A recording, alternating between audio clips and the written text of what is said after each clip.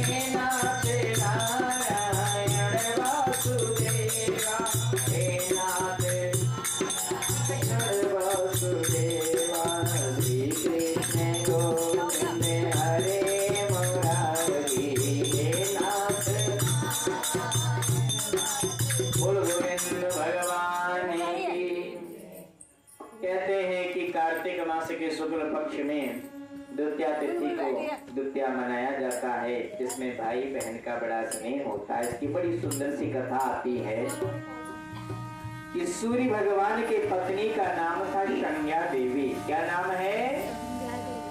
संज्ञा देवी, जिनकी 2 संतानें हुई। पुत्र का नाम हुआ यम अर्थात यमराज, पुत्री का नाम हुआ यमुना। क्या नाम हुआ? यमुना। लेकिन सूर्य भगवान के किरणों से, सूर्य भगवान के तेज से संज्ञा देवी रह नहीं पा रही थी। बड़ी दुख सहना पड़ रहा था। बड़ी बहुत समय व्यतीत होने के बाद तंग आ गई। उन्होंने उत्तरी ध्रुव प्रदेश में जा करके छाया बन करके रहने लगी। उत्तरी ध्रुव प्रदेश जितना है, जितना उत्तरी क्षेत्र है, आज भी तुम ले लो केदारनाथ, बद्रीनाथ, देखिए तुम्हारा नीलकंठ, आज भी यहाँ हरदम ठंडी पड़ता रहता है, करीब करीब हरदम। यहाँ जैसे यहाँ पे गर्मी होती ना, उतनी गर्मी वहां नहीं होती। जब जा करके छाया बन करके उत्तरी ध्रुव प्रदेश में छाया बनकर रहने लगी, उसी छाया से ताप्ती नदी तथा शनिश्चर भगवान का जन्म होता है। यमराज के 4 भाई बहन हैं, 5 वैसे कहा गया है। यमराज, यमुना, तृप्ति और शनिश्चर।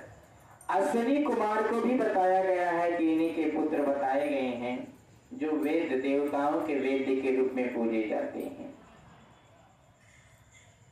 अब यमराज धीरे धीरे, यमुना और यमराज बड़ा होने लगे। अब यमराज को और कोई काम धंधा मिला नहीं। ये सोचने लगे कि बड़ा अत्याचार लोग करते हैं पृथ्वी पर। इन्हें पकड़ पकड़ करके अपना एक राज्य बना लिया। उस राज्य का नाम ही यमपुरी रख दिया। और काम क्या किया उसमें कि जो कोई भी दुष्ट आत्मा वहां पे जाती है, उसको पकड़ करके खूब दंडित किया जाता है, उसको नरक में डुबाने का काम करने लगे। यमुना जी से नहीं देखा गया, भैया तुमने बड़ा काम भी चुना, बड़ा गलत चुना, मैं नहीं रह सकती। यमुना जी इस प्रकार से यम लोगों को छोड़ करके और सीधा गोलोक धाम चली जाती है। यमराज जी अपने काम में बहुत व्यस्त होने के कारण से कुछ समय बाद याद आया कि बहन कहाँ गई। बड़ा प्रयास किया, ढूंढने का प्रयास किया, लेकिन नहीं मिली। बहुत दिन बीत हो जाता है तो यमराज ने निश्चय कर लिया कि अपने बहन को हम खुद ही ढूंढ कर लाएंगे। ढूंढते ढूंढते गोलोक धाम को पहुंच गए। और जब गोलोक धाम को जिस दिन पहुंचा, उस दिन कार्तिक मास के शुक्ल पक्ष की द्वितीया तिथि थी। यमुना जी को जब देखा यमराज तो बड़े प्रसन्न हो गए। अपने भाई बहन से जब कभी कभी मिलो तो अलग का प्रेम हो जाता है। यदि सच में मानते हो भाई बहन तो, नहीं मानती तब तो मनोगुणवती ही नहीं। यमुना जी देखी तो बड़ी प्रसन्न हो गई। अरे भैया, बड़ा बुलाया, बड़े प्यार से बैठाया, सुंदर सा आसन दिया। दोनों के आंख से आंसू निकल रहे हैं। सुंदर सा आसन पर बैठाया, पाद ग्रहण करवाया, हाथ पैर धुलवाया और बड़े बहुत यमराज जी ने कहा मैं बहुत थक गया हूं, मुझे भोजन चाहिए। यमुना जी बड़ा सुंदर सी थाली में भोजन लेकर के आई और भोजन करवाया। भोजन करवाने के बाद में यमराज जी बड़े प्रसन्न हो गए। एक तो बहन से मिले, दूसरा बड़ा ठाट बाट से सेवा हुआ।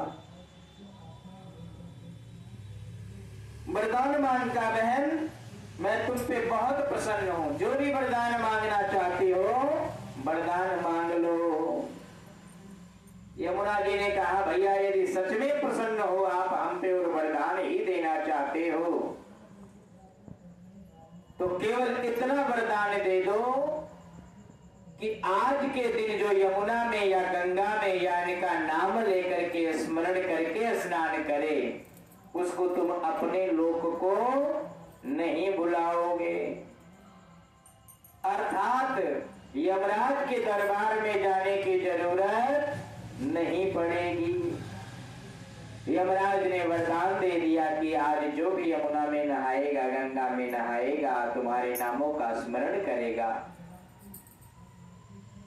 जो भगवान विष्णु के पाद सेवन का जल ग्रहण करेगा, वो तो मेरे दरबार में कभी आ ही नहीं सकता है।